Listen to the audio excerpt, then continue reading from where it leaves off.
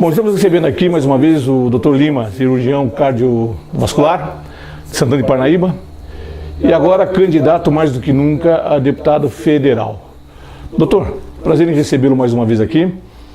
Fale um pouco da sua candidatura, né? O que pretende, qual a área que vai buscar mais apoio e como é que está a campanha? Boa tarde, Cláudio. Boa tarde a todas as pessoas que vão assistir a essa entrevista. Eu sou morador de Santana de Parnaíba há 15 anos. Me mudei para cá, como muitas pessoas vieram de São Paulo fugindo da violência, vítimas de violência, e encontrei uma cidade extremamente agradável, linda e com um componente que para mim é fascinante. É uma cidade que tem história. Eu sou absolutamente fascinado, sou aficionado por história. Então isso sempre me chamou muita atenção desde que eu mudei para cá e venho estudando toda a evolução da cidade, desde a Baratira, lá no começo. Sim. E hoje não me vejo mais morando em outra cidade, por conta da minha profissão, da minha especialidade, que você já mencionou que eu sou cirurgião cardiovascular. Eu tenho que trabalhar em hospitais de grande porte, em hospitais de alta complexidade, e são todos na cidade de São Paulo ou em algumas outras cidades. São vários maiores. hospitais que trabalham ali do INCOR, né? Eu opero em 21 hospitais no total. São 21 hospitais no estado de São Paulo onde nós operamos. Nós somos cadastrados com os convênios, com as operadoras, com alguns hospitais, e eles alocam os seus pacientes para um determinado hospital e nós operamos nos hospitais que nós somos cadastrados. Eu gosto sempre de colocar um pouquinho da minha biografia. Eu sempre tive uma professora no MBA de Gestão de Saúde que eu fiz há pouco tempo, que dizia que currículo é aquilo que se escreve ao longo da sua vida. E biografia é aquilo que você interpreta a partir do que você escreve, é o uso em prol da sociedade que você faz do seu currículo. Eu venho da Zona Sul de São Paulo, uma área carente. Grande parte dos meus amigos que jogavam futebol comigo na rua morreram, seguiram alternativas, caminhos Diferentes, não da educação. Opostos, né? Não tiveram a sorte que eu tive de ter pais que realmente sempre foram obstinados com a educação dos filhos, que não pouparam esforços e nem gastos financeiros no investimento educacional dos seus filhos. Eu me formei em medicina na Faculdade de Medicina da Universidade de São Paulo, na nossa USP. a USP, Faculdade de Medicina da USP, nós chamamos a Faculdade de Casa Pinheiros, Casa de Arnaldo. Foram 6 anos, são 6 anos de graduação. Depois eu cursei 2 anos de residência em cirurgia geral, no Hospital das Clínicas, mais 3 anos de residência em cirurgia cardiovascular, no Instituto do Coração, no INCOR. Depois disso eu fiz 4 anos de doutorado. Poxa. E 3 anos de especialização em transplante cardíaco, transplante de coração e assistência circulatória mecânica, que são os corações artificiais, os ventrículos artificiais. Então são 21, 22 anos. Coração é sua área, né? A coração literalmente é a minha área. E a política, como entrou? Olha, a política para mim entrou, eu desde pequeno, desde garoto, como venho da Zona Sul de São Paulo, lá é a área de vários políticos famosos, já com idade mais avançada, como Paulo Maluf, como Marinho, como Arthur Alves Pinto, Reinaldo Barros. Sempre me foi colocado, desde pequeno, que eu teria aptidão, que eles gostavam da forma como eu falava, uma coisa que eles já citavam, que era a organização didática da fala, Sim. que eu teria um caminho a seguir na política. Eu sempre me contrapus a isso, sempre fui muito reticente, sempre quis ser médico, e vou continuar a ser médico até o último dia da minha vida, fazendo aquilo que eu sei, que é cuidar de gente. Aliás, a política tem muitos médicos, né? O Alckmin é um anestesista, é médico, né? O Alckmin é governador. É considerado médico, né? O Alckmin é governador. Nós temos o Davi Wip, secretário de Saúde, Sim. que é médico, e nós temos outros grandes nomes aí. Dos maiores presidentes da história do Brasil era médico. Sim. Né? A bancada atual do Congresso Federal, a segunda maior bancada de médicos. Então há um envolvimento, até mesmo porque há uma empatia com a população. Por que a saúde não vai bem, doutor? O que emperra isso? São 2 aspectos, Cláudio. Gestão e financiamento. Nós tivemos uma PEC chamada 270 que preconizava 10% do orçamento da União, 10% do PIB da União, do PIB bruto, para a saúde. Ele foi vetado pelo ex-presidente Fernando Henrique e depois agora foi vetado pela presidenta Dilma. O governo federal está gastando ao redor de 3,5% a 4% do PIB com investimento em saúde, é muito pouco. Dentre todos os países da América Latina, o Brasil é o que menos investe em saúde, percentualmente em relação ao seu PIB. Teríamos condições de ter uma saúde boa, então? Teríamos deveríamos ter. Um país que é a sexta, sétima economia do mundo não pode ter indicadores de saúde que colocam em 65º, 70º lugar no mundo, atrás de países que são muito mais pobres. Outro ponto que é fundamental para que a gente possa melhorar o sistema público de saúde, e quando eu falo sistema público, eu falo em assistência gratuita à população, o que não necessariamente significa público. É que nós precisamos melhorar os mecanismos de gestão. Nós precisamos tirar o viés político da gestão da saúde pública. Nós precisamos trabalhar com indicadores e com metas. É a única forma que nós vamos ter. E não trabalhar com indicadores centralizados, como nós temos hoje no sistema público de saúde, mas na ponta, porque é lá que há o desperdício, lá que há o desvio, lá que há o não atendimento, lá que o sistema é avaliado por quem recebe o tratamento ou deixa de recebê-lo. Então, nós temos dois equívocos que hoje acabam determinando que o nosso sistema público de saúde ainda não funciona de forma adequada. Nós temos uma falta de capacidade de gestão na ponta do sistema e nós temos o subfinanciamento. Então, esses são dois pontos que são fundamentais, têm que ser tratados, têm que ser lidados. Por quê? Nós temos ilhas de excelência na medicina pública no Brasil. Transplantes, o Brasil é uma ilha de excelência, tem o maior programa público de transplantes do mundo, é o segundo país em número de transplantes.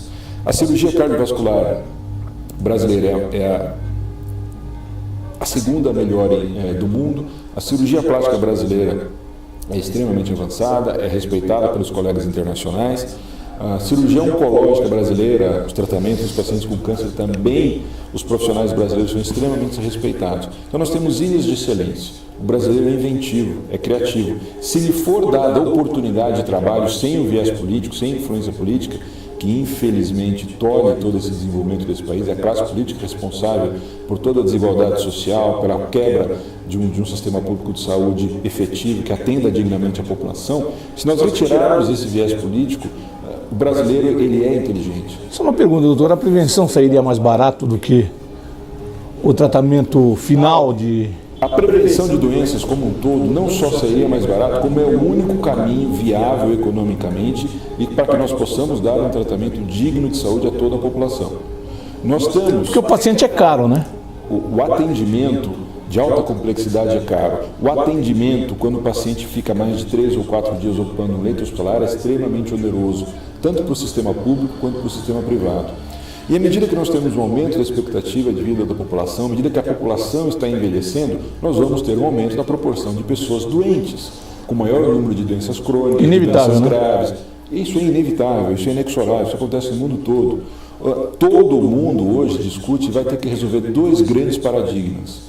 Um é a saúde pública, com o envelhecimento da população, e o outro é a previdência social, com as pessoas se aposentam e vivem mais tempo aposentadas, usufruindo da sua aposentadoria, que é financiada por quem está na ativa, porque ainda está atuante no mercado de trabalho. Quem está atuando paga. Então são dois problemas que não só o Brasil, mas toda a população mundial, todos os países vão ter que buscar soluções para resolver esse problema. E a expectativa de vida das pessoas só vai aumentar. Então, é fundamental que nós iniciemos o mais precocemente possível com políticas de prevenção de doenças oncológicas e doenças cardiovasculares. Eu defendo a tese que nós deveríamos colocar no currículo do ensino fundamental... Só uma parada, porque lá está automático. Que absurdo. Opa! Calma, rapaz. Que tá com raiva e tá armado. Eu defendo a tese, Cláudio, que nós deveríamos ter incorporado ao currículo do ensino fundamental matérias como hábitos saudáveis de vida, prevenção de doenças, doação de órgãos, para começar com essa política de prevenção de doenças desde a infância. Porque é mais fácil você criar hábitos saudáveis do que modificar hábitos não saudáveis de um adulto. Então, sim, nós temos que começar ampliando todas as políticas de prevenção, porque nós não vamos ter dinheiro para tratar dignamente toda a população. Em 2030, se nós não fizermos absolutamente nada hoje, nós vamos ser o país do mundo com o maior número de pacientes com doenças cardíacas. Vamos ultrapassar os Estados Unidos. E nós não vamos ter dinheiro para tratar dignamente toda essa população de pacientes que começa a ter as manifestações aos 40, 50 anos de idade e ou morre ou tem uma doença extremamente grave que vai lhe tolher a vida, que vai lhe deixar com alguma sequela.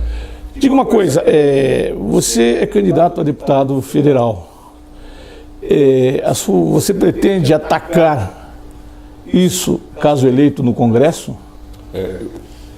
A mudança Por que eu resolvi? A gente acabou pulando, né? Por que eu resolvi me candidatar? Então, apesar de desde pequeno de ser, entre aspas, estimulado, eu sempre me mostrei reticente, segui a minha carreira como profissional de medicina, como professor da minha faculdade, onde eu me formei. E ingressei na Associação Brasileira de Transplante de Órgãos, na BTO, onde, inicialmente, como coordenador da Comissão de Transplantes, que é uma comissão científica de organização de diretrizes, de protocolos médicos, organização de novos serviços de transplantes de coração no país todo. E depois ingressei na Comissão de Doação de Órgãos, que é uma comissão com mais interface com a sociedade, mais política. E aí você começa a ter uma visão mais global de todo o sistema. E aí eu comecei a me questionar se o problema, especificamente para nós aumentarmos o número de transplantes, se ele poderia ser resolvido único e exclusivamente dentro do âmbito médico. Eu comecei a perceber que não, que o problema era político, não técnico. E em 2008, nós participei de uma grande reportagem, onde foram mostrados 2 transplantes, e como é uma reportagem de uma emissora líder de audiência, em quase todos os... Fantástico, né? Antes do Fantástico, foi o Professor Repórter. Na Globo também. Com o Caco Barcelos. E nós fomos procurados por muitos políticos, né, para que nós fôssemos até a sua cidade, falássemos do problema, tiravam fotos, nos levavam para os jornais locais, para as TV locais, com a promessa, e eu fui extremamente ingênuo por já conhecer político desde pequeno e acreditar em político, de que eles em 2010 levariam essa bandeira. Em 2010 ninguém levou essa bandeira e muitos nem nos atendiam. E foi a partir daí, com essa conjunção, com essa observação que eu fiz dentro da Associação Brasileira de Transplante de Órgãos, com esse desapontamento com a classe política do Brasil, de uma forma geral, que me fez tomar a decisão de levar isso como uma bandeira. Então, eu levo a proposta de aumentar o número de transplantes, eu tenho uma bandeira, um ideal, que é de aumentar o número de transplantes no Brasil, e para isso nós precisamos de uma série de pontos a serem melhorados dentro do sistema, porque o transplante é uma linha de produção, desde que você começa com o potencial doador até que você faz o implante do receptor. Então, são vários os pontos que têm que funcionar adequadamente para que você tenha um número grande e bons resultados. Tem que interligá-los, e isso é complicado. Eles têm que ser completamente linkados, interligados, né? Porque todos os procedimentos eles são complicados, são complexos e sequenciais. Então, nós criamos um projeto, levar como bandeira... Desde a coleta? Nós precisamos, dentro desse projeto, nós vamos buscar projetos de lei que reduzam a subnotificação de potenciais doadores, de pessoas com morte cerebral, de morte encefálica, aumentar e melhorar a infraestrutura de todos os hospitais de maior porte, das centrais de captação de órgãos, procurar incorporar, tanto a nível federal quanto a nível estadual, dentro do plano de carreira do governo federal e do governo estadual, a categoria de especialista em transplante, médico, enfermeiro, fisioterapeuta, não existe, psicólogo, assistente social, motorista de ambulância. E é tão importante, né? Isso é fundamental para o sistema. Foi o que nós vimos fora do Brasil. Além de atuar nesse ponto, que é o gargalo do sistema, para aumentar o aproveitamento de potenciais doadores, nós usamos 30% dos potenciais doadores, Estados Unidos e Espanha usam quase 70%. Se nós conseguirmos atuar sobre esse gargalo, aumentar o número de doadores efetivos, nós aumentamos o número de transplantes. Nós aumentando o número de transplantes, nós reduzimos o tempo de espera na fila. Portanto, nós diminuímos a chance da pessoa morrer na fila antes que o órgão chegue. Porque a mortalidade na fila hoje para transplante de coração é de 70%. É altíssimo. De cada 10 pessoas que vão para a fila de aguardar um coração, 7 morrem antes. 9 morrem antes de chegar a um pulmão. Então não é justo, não é digno, não é correto. Muitos pulmões são jogados no lixo. Exatamente. Esse é assim, tecnicamente falando, de uma forma bem clara. Assim. Não é justo, não é correto que nós joguemos os órgãos de potenciais doadores no lixo quando nós temos pessoas morrendo na fila. Meu Deus. Por falta de vontade política. Que nós temos um sistema que funciona bem, nós temos a legislação mais rigorosa do mundo para diagnóstico da morte encefálica, alocação, distribuição dos órgãos, a fila funciona, ela não é quebrada, não existe tráfico de órgãos no Brasil, né? São uma série de mitos também que nós precisamos... A Kombi com palhacinho, esqueça isso. A cortininha lá... Nem com um palhacinho, nem com 2 palhacinhos, talvez esse palhacinho sejam políticos, né, que saem da Kombi, né? Enfim, Médicos eles não Sim, são. não são. Não são. E nós precisamos também garantir um maior suporte, uma assistência para a família do paciente transplantado. Então nós buscamos também com esse projeto garantir a todo paciente em fila, ao paciente já transplantado, todos os direitos sociais que os portadores de deficiência física já conseguiram. Nós pretendemos com esse projeto dar ampla assistência social, financeira e educacional para os filhos menores de 18 anos dos pacientes em fila. Tem alguma coisa no Congresso parecida com isso? Não, ou não alguns tem. Políticos médicos preparados para Não tem porquê.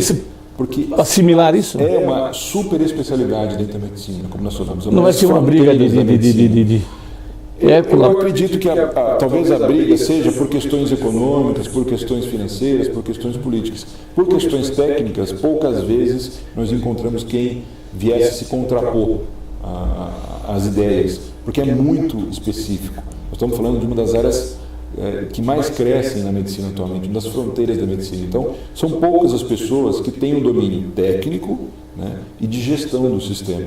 Então, eu não espero encontrar dificuldades técnicas, mas se nós conseguirmos realizar esse sonho de chegar ao Congresso, nós vamos começar desde o primeiro dia a começar a brigar dentro das comissões para colocar essas pautas, porque esses projetos já estão prontos, já estão escritos, revisados por advogados, por juízes, por desembargadores, juristas, né? Juristas, de uma forma geral, especialistas nisso, que foram me orientando e dando os caminhos para que a gente consiga colocar isso de forma mais suave e tenha mais chance de conseguir realizar todos os pontos que a gente pretende para a melhoria específica do sistema público de transplantes no Brasil. Doutor, encerrando, o que eu não perguntei que gostaria de falar?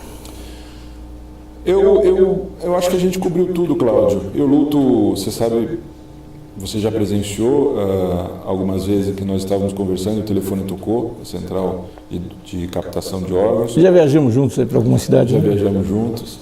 Eu luto por uma bandeira, luto por um ideal, é isso que me motiva a tentar a carreira política, para tentar reduzir um pouco o sofrimento dessas pessoas. Salvar vidas. Salvar vidas, são 60 mil em fila aguardando um órgão, um tecido no Brasil, 150 mil já transplantados, mais de 1,5 milhão de pessoas envolvidas, familiares e amigos diretos dos pacientes que estão em fila ou transplantados. Carrego também a bandeira do estímulo às políticas de prevenção de doenças, que isso é fundamental. Nós não vamos ter recursos para tratar dignamente toda a população. Carrego as bandeiras pontuais para a melhoria do sistema de saúde da nossa região oeste aqui do estado de São Paulo, em especial da minha cidade, Santana de Parnaíba. Nós precisamos buscar recursos de apoio político para termos mais 2 hospitais regionais, para atender toda a população, com um atendimento de maior complexidade, para que as pessoas não tenham que ir para São Paulo, ou terem que ir para Sorocaba ou Campinas, porque isso modifica toda a rotina de vida da família e muitas vezes inviabiliza um tratamento mais na maioria das efetivo. vezes. Nós vamos buscar recursos, emendas parlamentares, para aumentar os ambulatórios de especialidades em Santana de Parnaíba. Isso é fundamental, porque as pessoas elas entram no sistema pelas unidades básicas, demoram meses para fazerem um exame e quando chegam no hospital terciário para fazer uma cirurgia, um tratamento mais complicado, esse exame já venceu. Ela volta para o sistema. Nós gastamos E a doença pode ter desenvolvido também, não? A doença progride, o tratamento é mais difícil, a chance de cura é reduzida, as pessoas sofrem na fila e nós gastamos mais recursos que já são escassos para a saúde. Então, uma forma que nós temos é aumentarmos os ambulatórios de especialidades. E isso um deputado federal pode ajudar muito, trazendo recursos para criar e ampliar os ambulatórios de especialidades. Vamos lutar também para colocar dentro do currículo fundamental essas matérias todas que a gente já comentou, de prevenção, de doação de órgãos, e vamos atuar muito fortemente sobre as indústrias que trabalham com refrigerantes, que trabalham com alimentos de alto teor de sódio, para que elas paguem a mesma carga tributária que a indústria do cigarro paga, para que elas sejam sobretaxadas e para que nós tenhamos nas embalagens desses alimentos, refrigerantes, igual cigarro, né? Uma descrição completa de quanto mal faz à saúde esses alimentos, esses refrigerantes, esses temperos com alto teor de sódio, inclusive com fotos, como nós temos nos maços de cigarro. Obrigado, doutor. Lembrando que é melhor não ficar doente, então, né, doutor? Nesse quadro, é melhor não ficar doente. Obrigado, doutor. Eu que agradeço mais uma vez a enorme oportunidade de falar com você aqui no seu jornal. E vamos à luta, com determinação e fé. Obrigado.